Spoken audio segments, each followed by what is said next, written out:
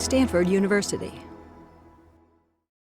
All right, I was going to talk about the second law of thermodynamics, which I don't remember if I talked about it all or not. Did we? Did we talk about the second law?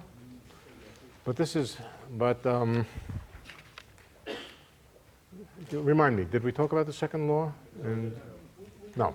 Yeah, we could have gone there or to black hole entropy, I think. All right, so let's talk about the second law of thermodynamics. It's a very tricky law. On the one hand, it says that a certain something associated with the system always increases. On the other hand, Newton's laws of motion are reversible. Any trajectory can be reversed and is another possible trajectory where just everything runs backward, where the movie runs backward.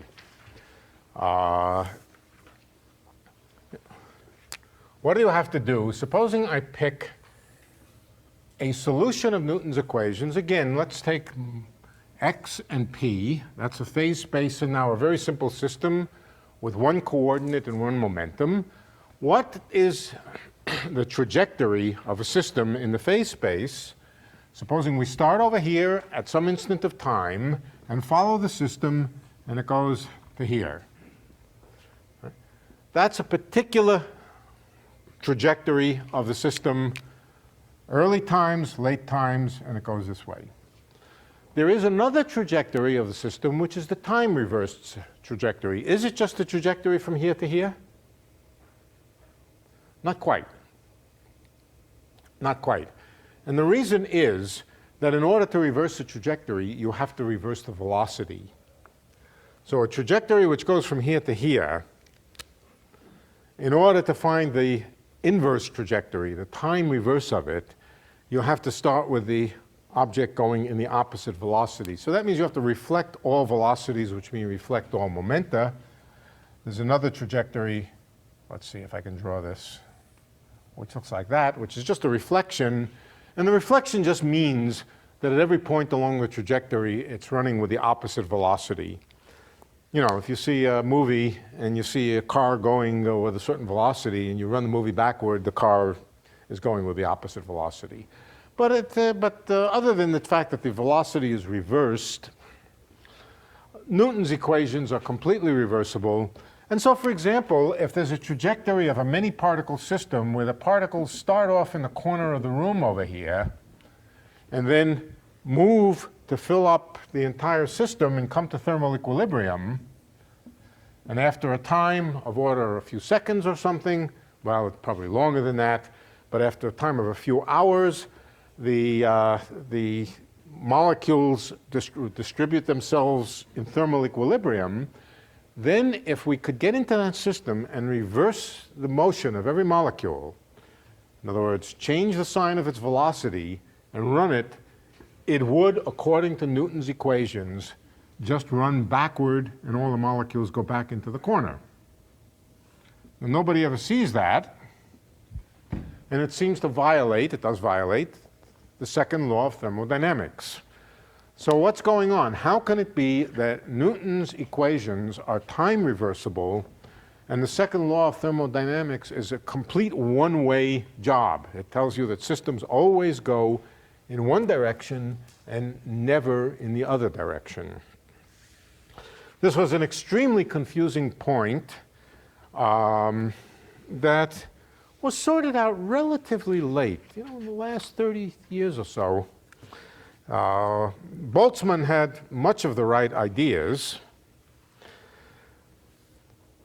but he didn't quite clinch it, and it took some time. The key is the idea of chaos. The key is the idea of chaos. So let's talk, and of course, the answer is that not that this can't happen and the system go to some very unlikely state.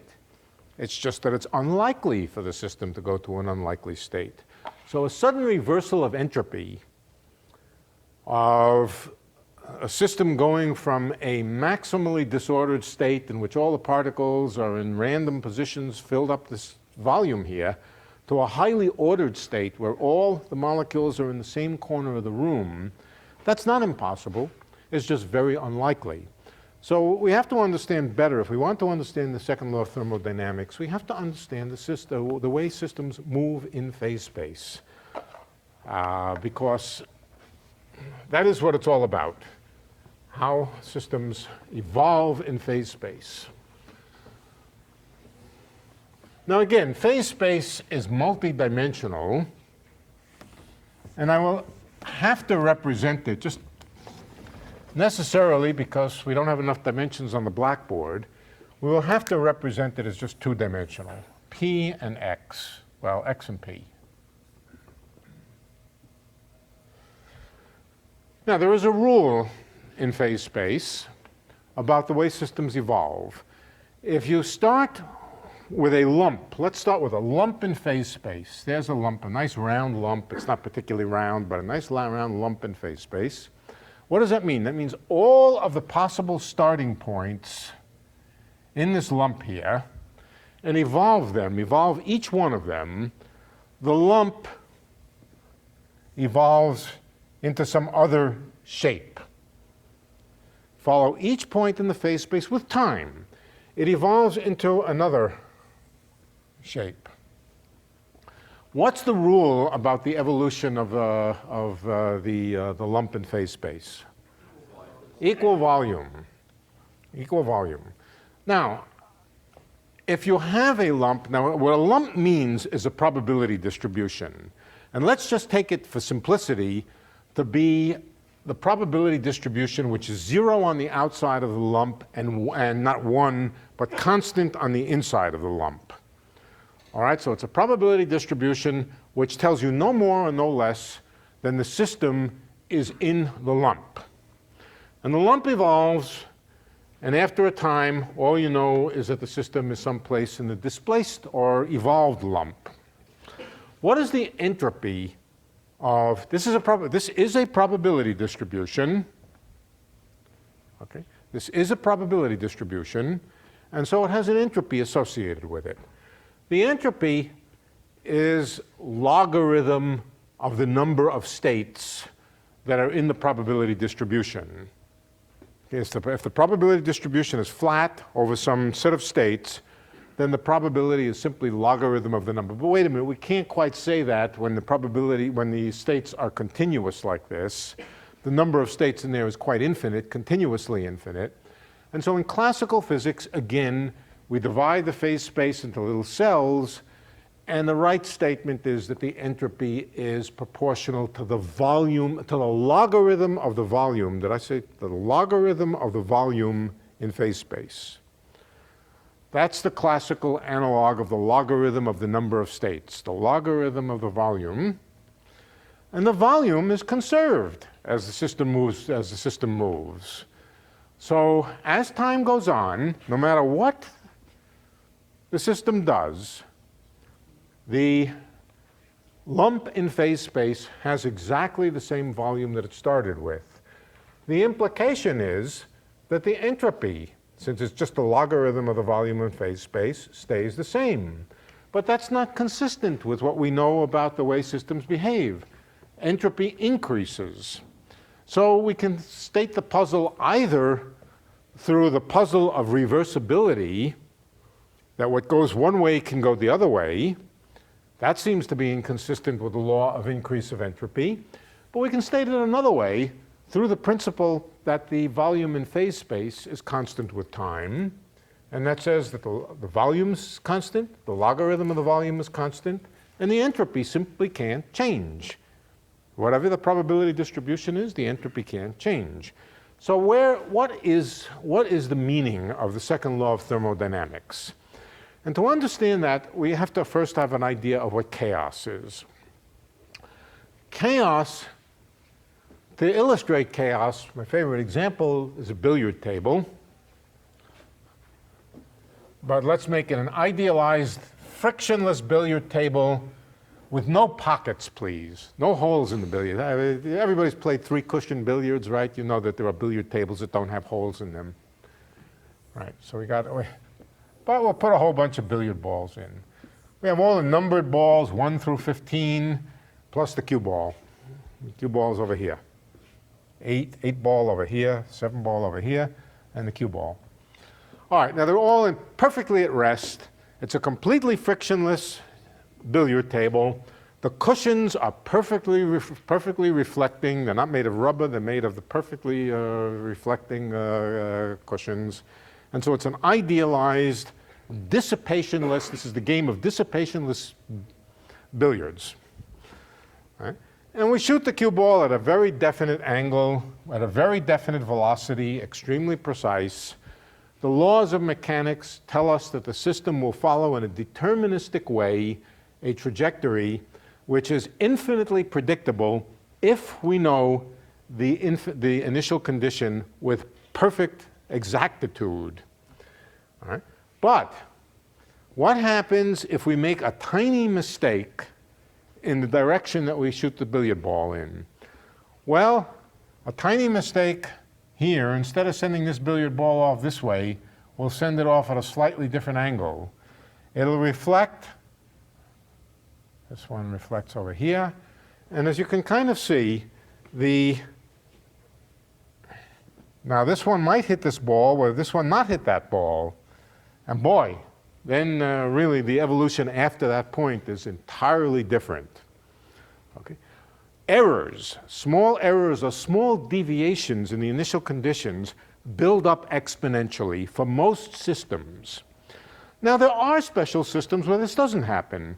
Let's just take one billiard ball on a square billiard table. Then the motion, or even better, a one-dimensional billiard.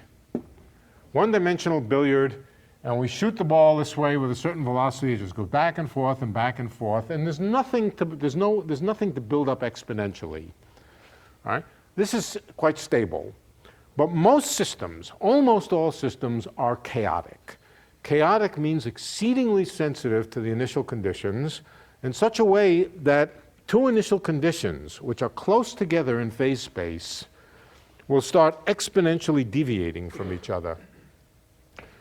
All right, so if we take 2 points in phase space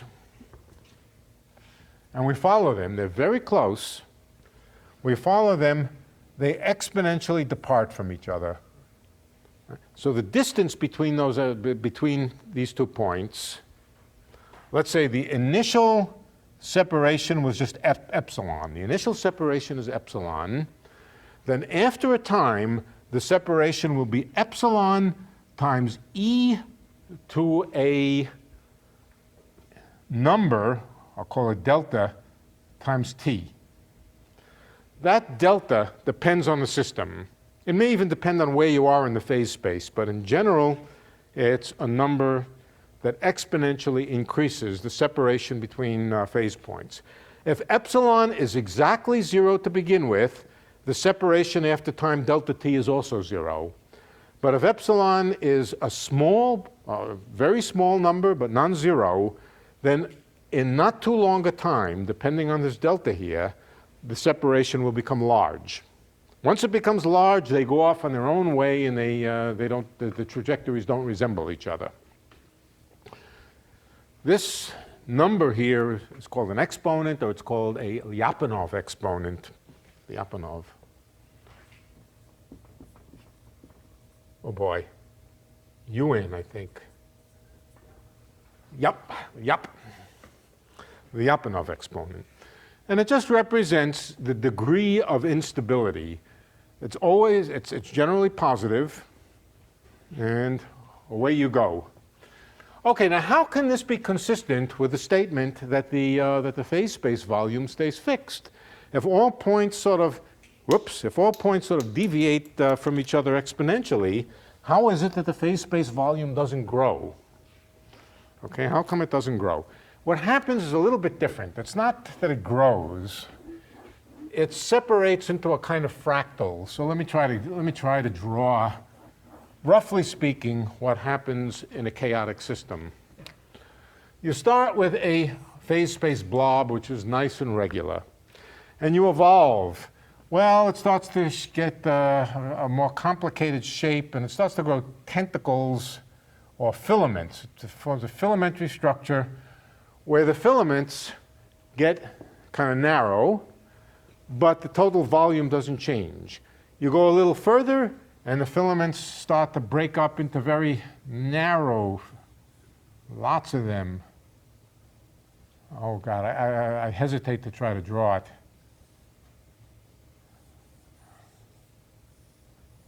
And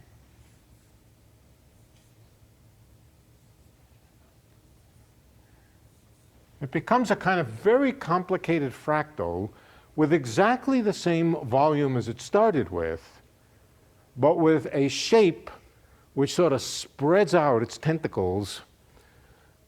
So it's like a piece of cotton wool, a large piece of cotton. Yeah. If it's connected, it stays connected. If it's connected, it stays connected. If it's connected, it stays connected. Yeah. The topology does not change. If it's simply connected, it stays simply connected. If it's multiply connected, it stays multiply connected. But no matter how you start in a chaotic system, it starts to grow tentacles, and the tentacles cause the phase space blob to sort of spread all over the place, and not only spread all over the place, but in a certain sense get very dense. Now, its volume does not increase. So it's like a piece of great big fuzzy cotton that could fill this whole room, even though its volume, if you were to squeeze it down so that you were actually looking at the volume of actual material, might be small. Okay? That's the way things evolve in phase space. Okay, yeah. What happens when it gets thinner than the point? Well, okay, then we have to deal with quantum mechanics. And incidentally, the Planck unit, Planck's constant, forget Planck length. We're not getting into quantum gravity at the moment, so forget Planck length. But Planck, I think you meant Planck's constant. Yeah. Okay, Planck's constant is a unit of area, not a unit of length. Planck's constant is a unit of momentum times length. So it's a unit of area in the phase space. Okay? So it's a proper question, but at the moment we're doing purely classical physics, where Planck's length or Planck's constant corresponds to an infinitely small volume or infinitely small area in phase space. So there's no, in classical physics, you never get to the Planck size. Now, to do quantum mechanics, you have to do quantum mechanics, and there is a version of this in quantum mechanics, but this is the classical version.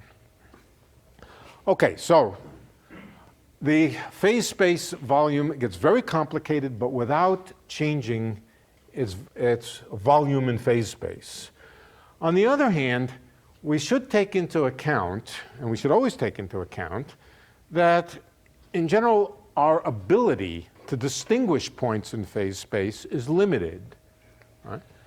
Not just limited because the bathtub full of hot water just has a given temperature and not much else, but even if we had microscopes that could see every particle, there still would be a limitation, or we should assume that there is a limitation on our ability to resolve those points. Whatever that ability is, let's represent it by a small little cell, not a cell, a small little blob in phase space, which is itself much smaller than the original blob. And let's just say every point in this phase space is replaced by a blob of that big. In other words, we can't distinguish one point in the blob, one point in the mini blob from another, and so we just fill it up like that. All right, we're going to, since these blobs are a little bit coarse-grained, they might actually make the volume, if we replace every point on the inside by one of these small blobs, it will increase the volume a little bit, just because each point on the boundary here will be spread out a little bit. But on the whole, that won't be much of an effect as long as the blob is a nice regular blob like this. Okay? So if you start with a nice regular blob, the volume in phase of the coarse grain, this is called coarse graining the phase space, means looking at the phase space as a collection of coarse-grained little areas like this. Coarse graining, a nice smooth configuration in phase space, doesn't change its volume significantly. But as this starts to blossom more and more tentacles, you can see what starts to happen. Let me try to draw this in a way which makes it clear what begins to happen. Okay, so eventually we get to a configuration where it just bristles out structure, very, very thin filaments in every direction in the phase space. And now let's coarse grain the evolved blob. If I coarse grain the evolved blob, well, first of all, it gets big. It gets big not because its volume increases, but because it just grows enormously long tentacles of very, very thin regions of phase space. And Coarse blobs are way too big. yeah, the coarse graining blobs are too big to distinguish between the different branches of this fractal. And so what happens when you coarse grain it is it gets much bigger. Just like a large cotton ball, if we replaced each fiber of the cotton by a thicker fiber, then the volume of the cotton would be much bigger than the original starting volume where it was compressed down to something small. Okay. In fact, it will get about as big as this whole structure, this whole multi-tentacled structure. It'll all get sort of filled in by the coarse graining. It really doesn't matter very much how much coarse graining you do. In other words, what the volume of these coarse-grained little cells is. Eventually, this thing gets so fractalized. I don't know what the right word, there must be a verb that goes with being fractalized. All right, I invent the verb. Fractalized. It becomes so fractalized that when it's coarse-grained, it will always grow. So now we have to distinguish between the fine-grained entropy and the coarse-grained entropy. The fine-grained entropy is the exact logarithm of the volume of the phase space, keeping track of the infinite fine-grained structure of phase space. That never increases. That is frozen by Liouville's theorem. On the other hand, this more physically useful coarse-grained phase space, the coarse-grained phase space where the distinctions between very, very close points are blurred over, that volume does grow. So the logarithm of the coarse-grained volume increases. It's the coarse-grained volume that defines the conventional entropy of thermodynamics. And you see, there is really not a contradiction. Now let's go back. Let's suppose this system evolves into this system over here, or much more complicated than this system over here. Let's just complicate it by putting a lot more structure into it. All this fibrous. All right, now, what about when we go backward? Let's come back to the question of running the system backward. Okay. This might represent all the particles off in the corner of a room. This might represent what happens to those particles when they fill up the volume of space. Okay? Let's run the system backward. Here's the rule. Here's what we know. If we start on any one of the tentacles, on any one of the fibers, right, we will trace back to here. But on the other hand, if we start nearby one of the fibers have gotten so thin that this chaotic behavior, the Lyapunov exponent here, instead, whereas this point over here might have traced back to here, this point neighboring to it will trace back for a while and then go off to some wildly different place.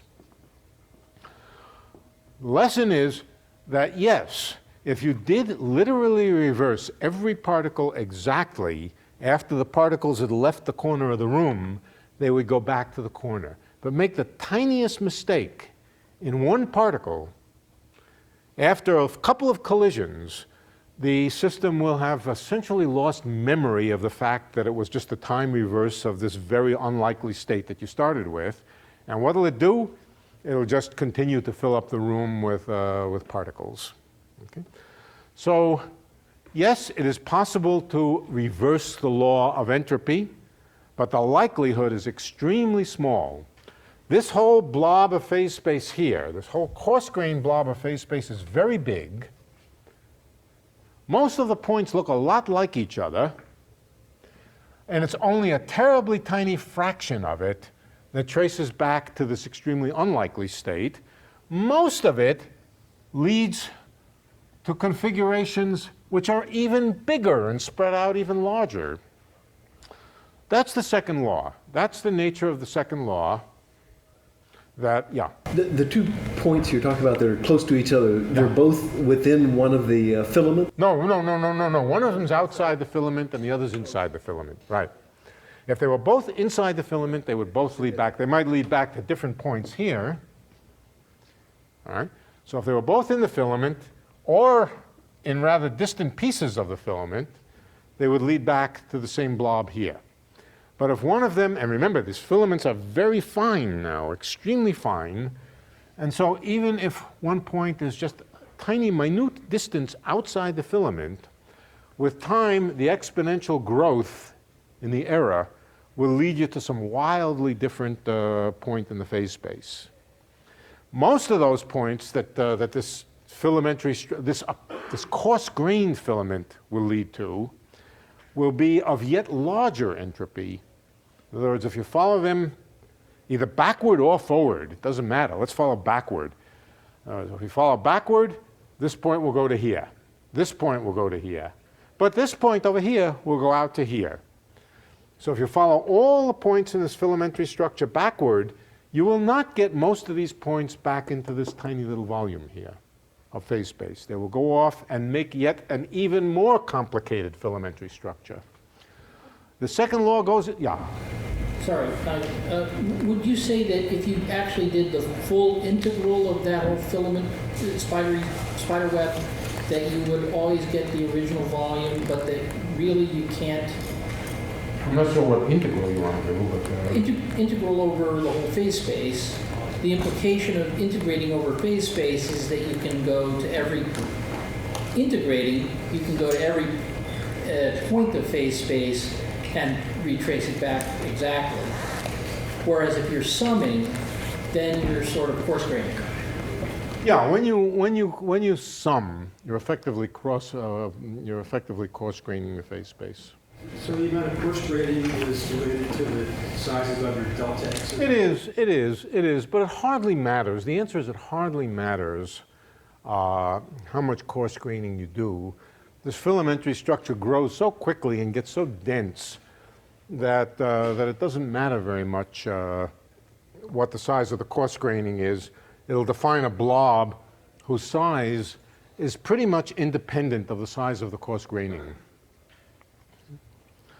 Just because these coarse-grained fiber, these fine-grained fibers here get very, very close together, and it hardly matters what your coarse graining size is. The result of coarse graining will be to fill up the whole volume of this branched structure. Yeah.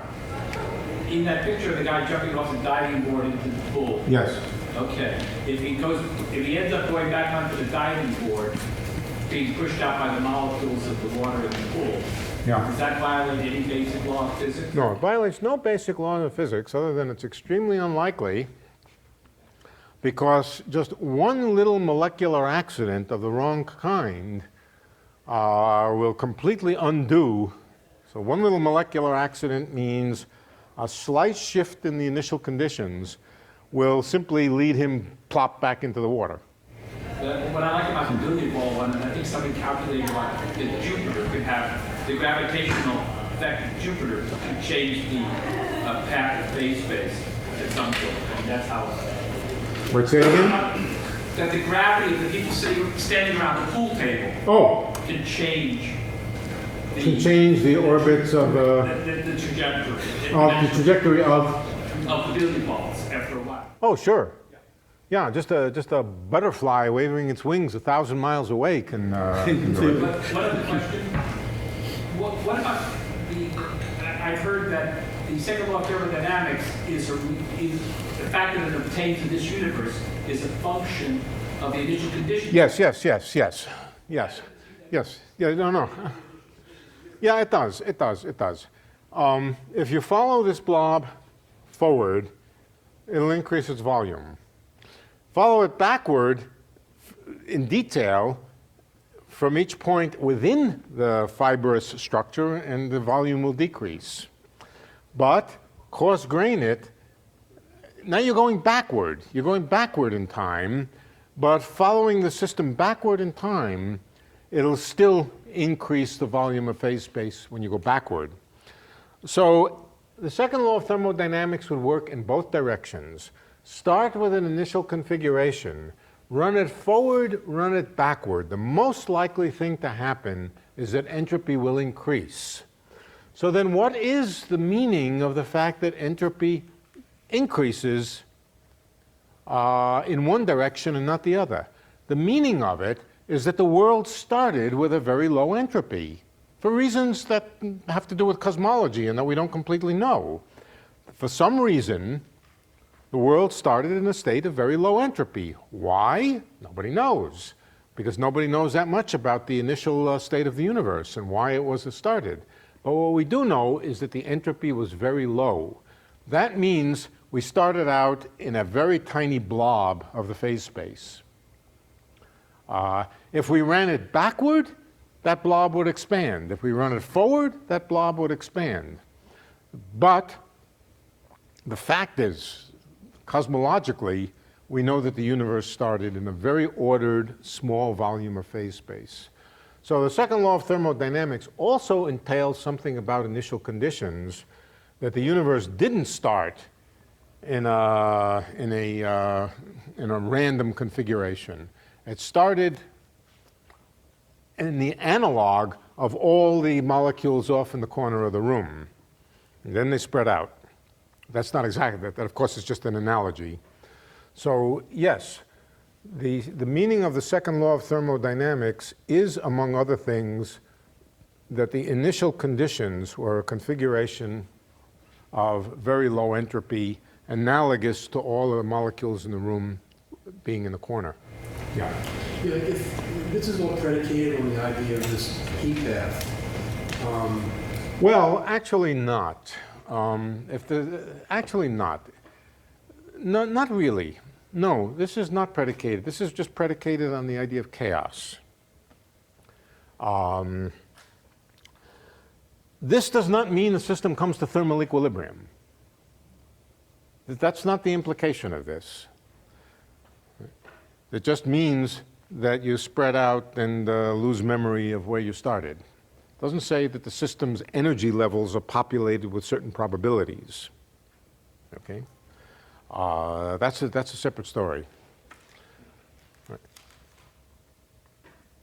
Yeah. So is there a physical meaning to the coarse graining? It's a statement about what we can observe.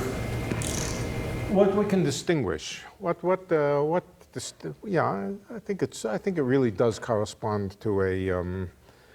But the main point is that the degree of coarse graining is not very important, because eventually, no matter how small a coarse graining is, no matter how small these coarse grain volumes are, in not too long a time, these branches will get within that, will get closer together than that volume.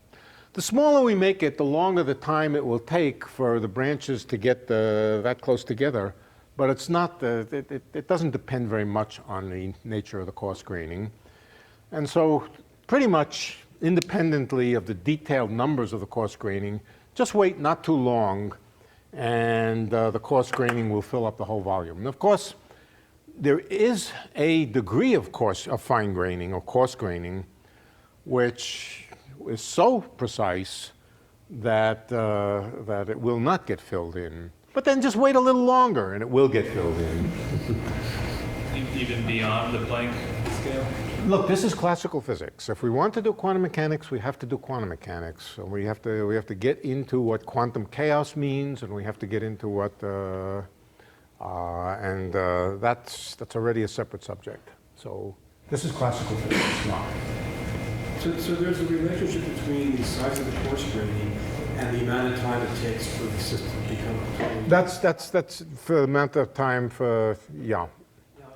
Yeah, but it's not very sensitive. Okay, but can that, is it insensitive enough that it can be mapped onto the physical world, saying this degree of course rating? You could. Over, You could imagine doing that. It may take 500 trillion years, in which case Remember, exponentials get big very fast, right? So if this Lyapunov coefficient here is not very small, what corresponds to what here? This distance between neighboring points, which we might think of as the coarse graining, is this epsilon here. How far apart they get from each other is epsilon e to the delta t. So 2 points which are close will get far very quickly, and that means that this branching structure grows very fast. It grows very, very fast, exponentially fast. And yes, it's true that given a time scale, given a time, 1,000 years, I can prescribe the coarse graining to be fine-grained enough so that your coarse graining will not fill up the fractal structure here, will not, what's the right words, smush it out, okay? But on the other hand, given a degree of coarse graining, as a general rule, very, very quickly that coarse graining will be sufficient to smush the phase space.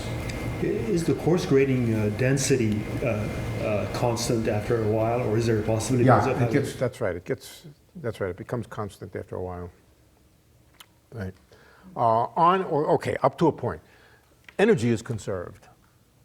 Okay, so you cannot fill up the phase space if you start with the phase space blob being concentrated at some energy. All right, so what does it really look like? What it really looks like is in phase space there are surfaces of given energy. There's a surface of a given energy in the phase space. Really, this whole discussion should take place on the surface. So starting on the surface with a blob, the surface, we will not get off the surface, that's just energy conservation. But on the surface, the blob will begin to do this fractalating behavior. So apart from the conservation law of energy, yeah, after a while, this thing will really cover the phase space very uniformly. Yeah. With this very, very intricate, fine threads of...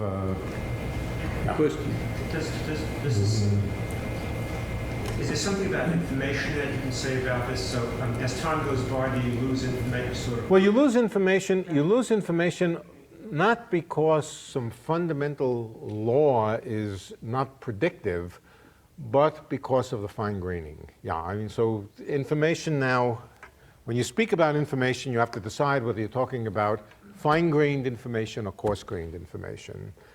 Fine-grained information, you never lose. Coarse-grained information, yes, you do lose it, and you lose it in just this way. So that distinction has to be made, and always has to be made. Question. How come after 13.7 billion years, that little blob hasn't smeared itself over everything and we're still structured here? Well, okay, so the time scale, 13.7 billion years is not long enough, that's all. What is the right time scale? The right time scale is probably about 40 billion years, more like 100 billion years. But it's exponential. This divergence is exponential. The universe is very big. You start on all the molecules in the corner of the room. If the room is big enough, it will take a long time for them to fill up the room. But it won't take a long time for the entropy to start to increase. This tentacle structure here still hasn't grown to fill up the whole phase space. So how big is the phase space? The phase space is very big, and it takes a long time to get filled up. But still, the entropy starts increasing long before this thing fills up the whole phase space. In a practical way, a dendritic growth. Is what? Dendritic growth, yeah. Is a fractal structure. Yeah. Yeah, it's similar to that. It's quite similar to that. Right. Right. Yeah. But it's not just a fractal, but it's a space-filling fractal. A space-filling fractal which really doesn't fill the fine-grained space, but fills the coarse-grained space. Yeah. And it's not so easy to do that. Well, it's not so easy to picture it, but that's roughly what happens. You've emphasized the initial conditions as being the Well, thing somebody we don't mentioned know it. exactly. Say it again? You've emphasized the initial conditions as being the thing we don't know exactly, but we never know the Hamiltonian exactly. Right. That's another point. Yeah. If after we started, let's say we started here and we got to here, and now we want to time reverse it, but we're going to time reverse it with a slightly different Hamiltonian. Doesn't go back to here. It does essentially the same thing as what would happen if you displace the point a little bit. So yeah, a slight change in the laws of physics could completely undo the ability to reverse the. Right. Wouldn't this coarse graining result in a violation of the prime conservation and all that information? No, the coarse graining. Well. So the information is destroyed if it's coarse graining. To a certain degree. Yeah, information is destroyed if it's coarse-grained. Of the conservation of information. No, the conservation of information is the theorem that says that the fine-grained entropy never increases. Right.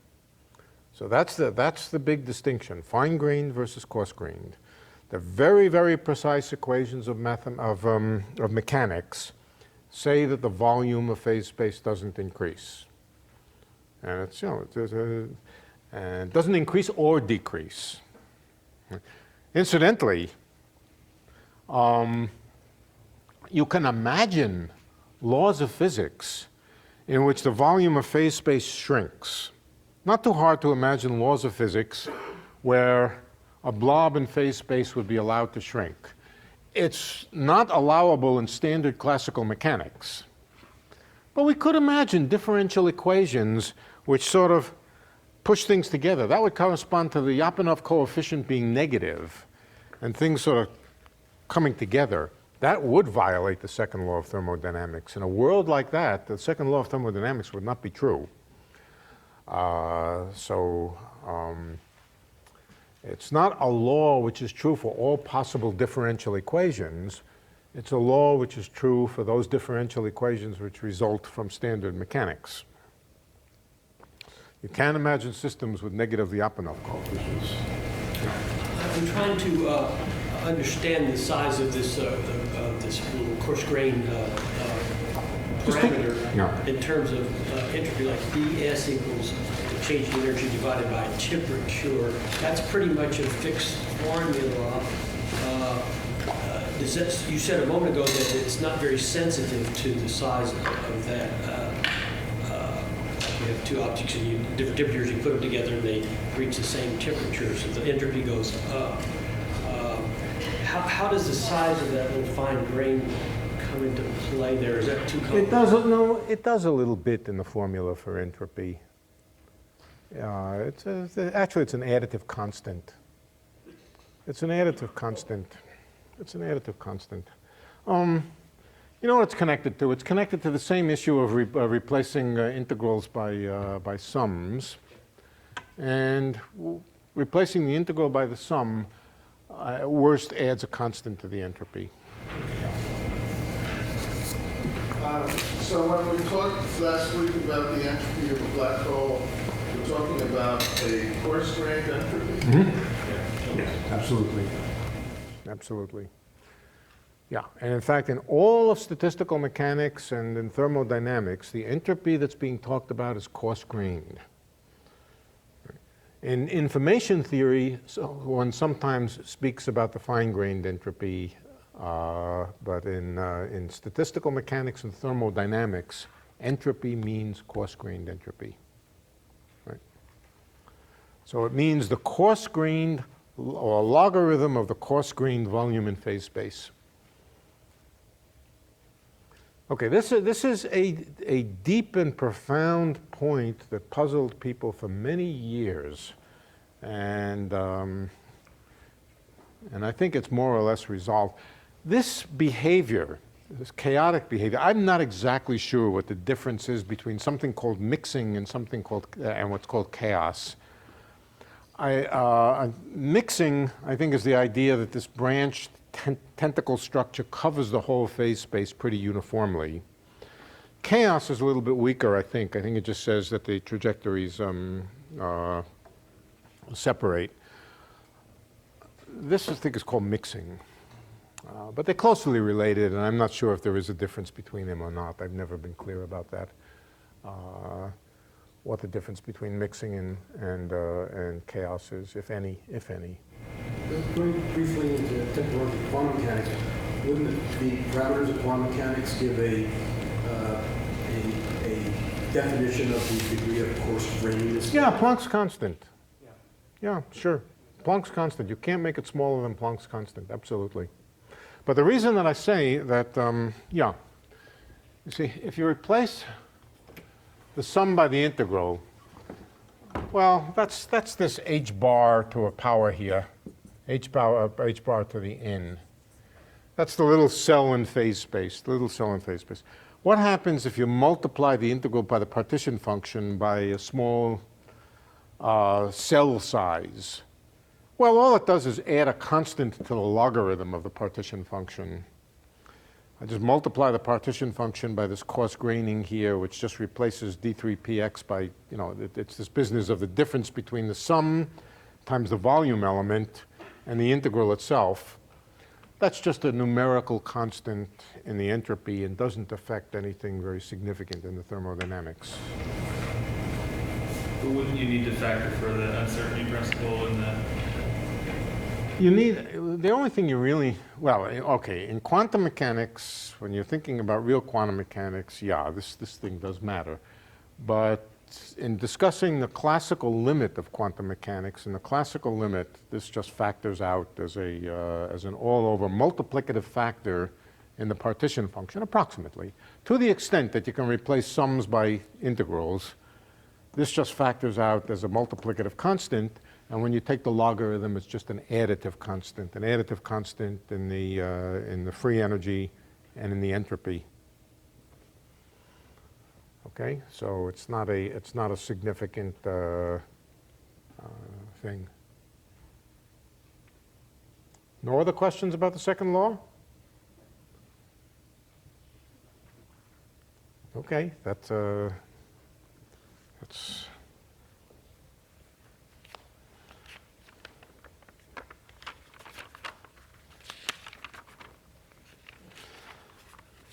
All right, we have 20 minutes. Let's do some, is that right? Yeah, that's the correct time. We have 20 minutes, and in the 20 minutes, I want to start we actually did some quantum statistical mechanics, didn't we? We did the problem of the rotor and quantized the angular momentum. That had to do with this funny paradox about complex or structured molecules, why the structure disappears at low temperature, why you don't have the equipartition of energy distributed among all the various modes of motion of a molecule, why you can pretend molecules are point molecules. I want to do another example of it, and this example has many, many applications. It is nothing but the harmonic oscillator. We didn't do this, did we? We didn't do the quantum oscillator. In fact, I don't even think we did the classical oscillator. Okay, let's suppose that a molecule has the structure of a harmonic oscillator. In other words, the internal degrees of freedom are described by an oscillation of some kind. Not the overall motion of the molecule. The overall motion of the molecule, its center of mass motion, it still moves exactly as it did in the point molecule case. But the internal structure of the molecule is just described by an oscillation. We haven't done that yet. Again, we can start classical and see how much energy we expect to be stored in the oscillations. So let's do that. Let's take the case of, now this is a fictitious molecule, and the fictitious molecule is just 2 points on a spring, described by a Hamiltonian or an energy function, which is just p squared over twice some mass parameter. It's not the overall mass of the molecule. It might be some, what's it called, the relative mass, some reduced mass. It could be the reduced mass of the two particles. And it oscillates about its center of mass. But whatever it does, this is the kinetic energy of the motion of the molecule. And then there's a potential energy. And the potential energy is the amount by which the molecule is stretched. It's proportional to some spring constant, which we call k squared, x squared, where x is not the position, k squared, x squared over 2, x is not the position of the center of mass of the molecule. It's just the coordinate which describes the oscillations. So let us not confuse it. I could have given it different names, but I don't have, I'd rather just call it p squared plus x squared. K, sorry, K. Thank you. K. K. So this molecule is now an oscillator. Then the limit that K becomes very large, that's the limit of an extremely stiff spring. It becomes prohibitively expensive to stretch the spring by any finite amount. So you might expect that in that limit, when K becomes enormously large, that the molecule will behave like a point molecule. It'll become exceedingly difficult to excite any significant amount of vibration because the spring constant is so large. And that should be right. I mean, if anything is right about molecular physics, then that should be right, that that internal structure should be frozen out at very low temperatures in particular. All right, let's just imagine now the statistical mechanics of a single harmonic oscillator in thermal equilibrium. Let's focus on just one molecule, and let's forget the center of mass motion. That we know how to deal with. That's just the usual description of the molecular motion. Let's just focus on the internal vibrations of the molecule. And to do that, we just think of the molecule or its internal motions as a system in thermal equilibrium with everything else, and the probability distribution for the p's and the x's is just governed again by the Maxwell-Boltzmann distribution. Now just a single molecule, a single x and a single p, and the partition function for that single molecule is just the integral dx dp e to the minus beta, where beta is inverse temperature as always, times p squared over 2m plus kx squared over 2. Now before I go and calculate this, let me just point out one connection. What's the frequency of this harmonic oscillator? The frequency of vibration, omega. Square root of k over m. You can do that by solving Newton's equations. Newton's equations are F equals ma. The force is kx, mass times x double dot. And you can see that the important quantity is k over m by dividing by m. That's the frequency. K over m, square root of k over m is the frequency. All right, so let's keep track of that. Frequency of the oscillator omega equals square root of k over m. Now, here's the partition function. It's easy to compute. We've done this sort of thing before. The two integrations, notice that in the exponent, the p squares and the x squares add. That means that this factor is a product. It's a product of e to the minus beta p squared over 2m, e to the minus beta k x squared over 2. And the integrals also, the integral is also a factorized structure, dx and dp. So dp, integral dx. Just two separate factorized integrals. All right? We know how to do this integral. We've done this integral before. Anybody remember what it is? Just a p integration? Well, it's not quite the square root of pi. It's the square root of pi times 2m, 2 pi m over beta. Right? That's what this integral is. You have to change variables to get 2 pi, to change variables so that this is just e to the minus x squared, or e to the minus something squared. We've done that integral, and it's just the square root of 2m pi divided by beta.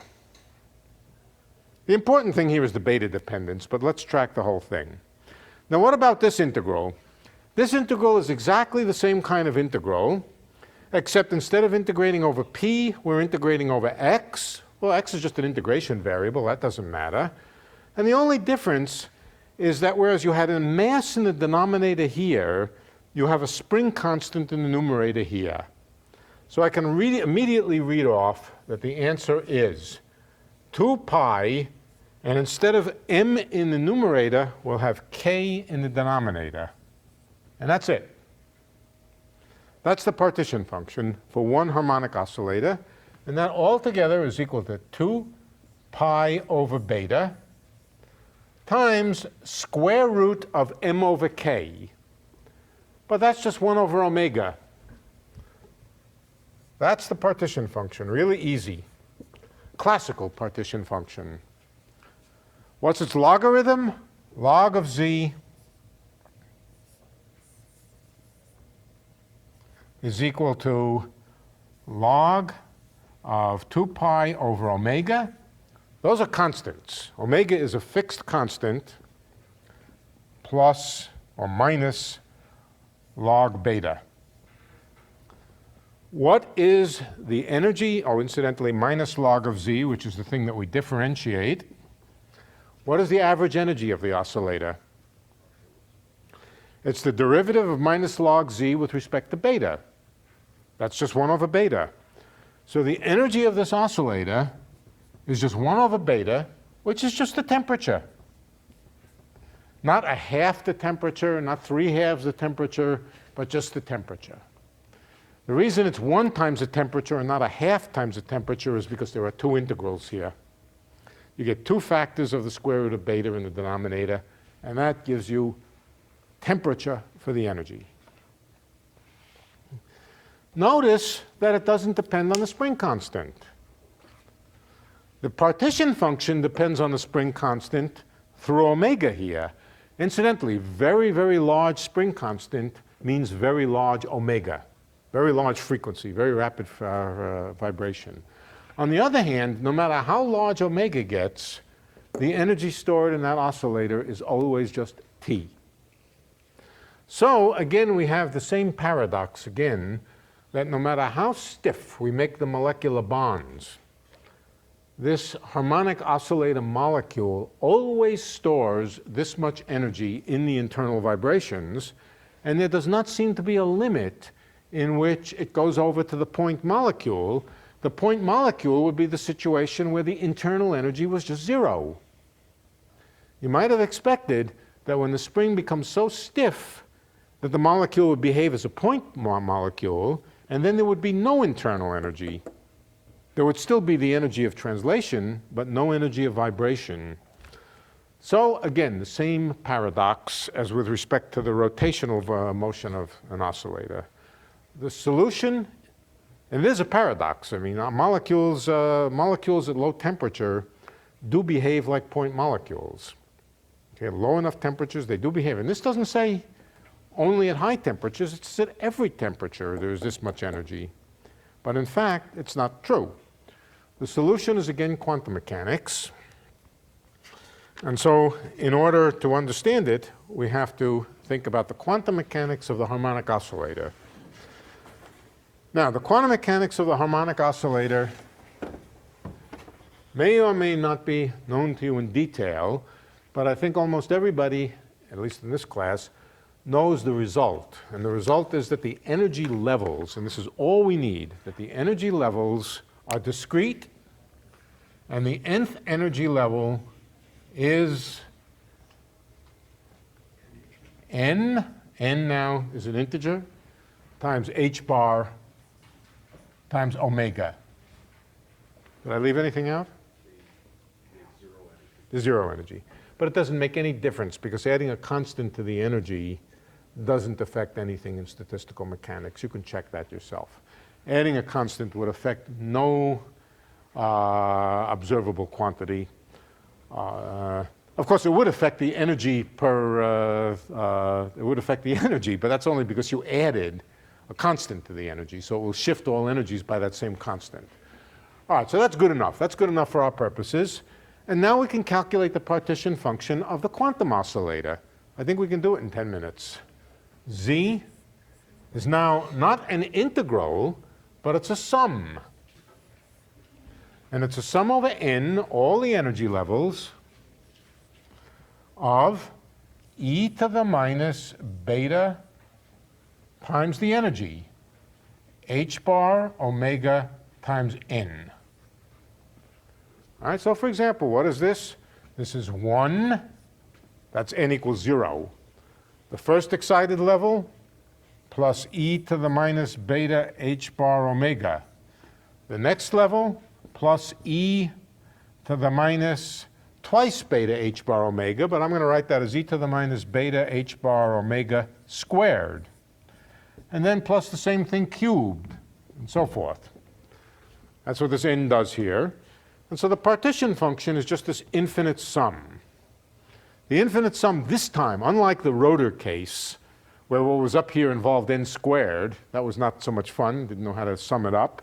Here we know how to sum it up. This is a geometric series.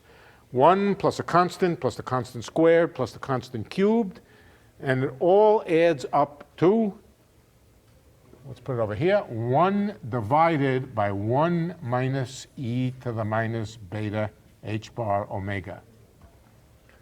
That's Z.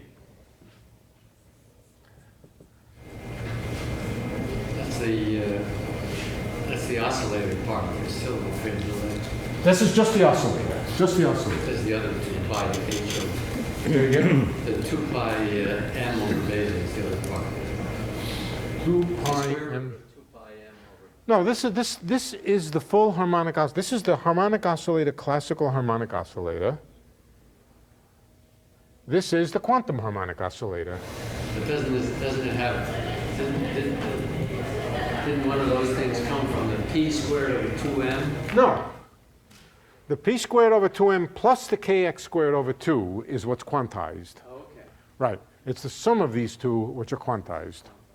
Remember, this is not the overall translational motion. No, it's the sum of them which comes in discrete levels.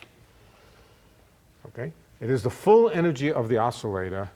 The oscillator vibrates in discrete, right? Good? Yeah, okay. All right, so here's the partition function. That's it. It took 2 minutes to do. And now we can calculate the average energy and see what the average energy of the quantum oscillator does at low temperature and at high temperature, and see exactly what it does. All right, so what do we want to do? We want to calculate logarithm of z, or minus the logarithm of z to be precise. That's what we're interested in. And that's equal to the logarithm of 1 minus e to the minus beta h bar omega. The minus sign came because this thing is in the denominator, and logarithm of a denominator involves a negative sign. Okay, who's strong enough to differentiate this with respect to beta? All right, I am.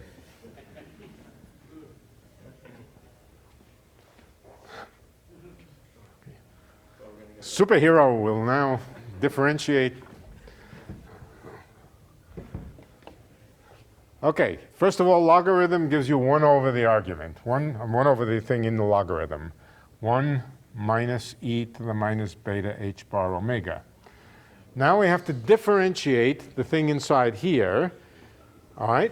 The beta, that means differentiate the exponential here. There's a minus sign from here. And now we have to differentiate the exponential with respect to beta. That's going to give us another minus sign. So it'll become plus.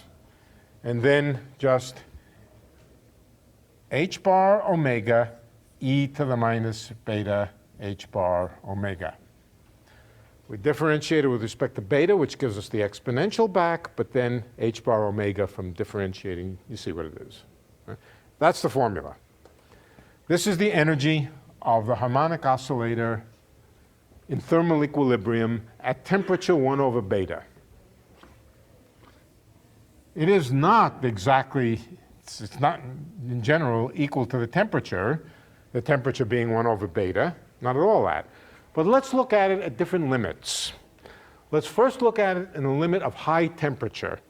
In the limit of high temperature, we expect classical physics. Why do we expect classical physics at high temperature? The reason is that at high temperature, this tiny little unit of energy that's in the oscillator is irrelevant. The oscillator is excited to such high energy that it doesn't give a damn that the energy is quantized in these tiny, tiny little steps. So we expect the classical answer for high temperature.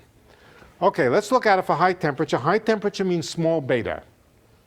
Okay, did I get this right? Yeah. Okay?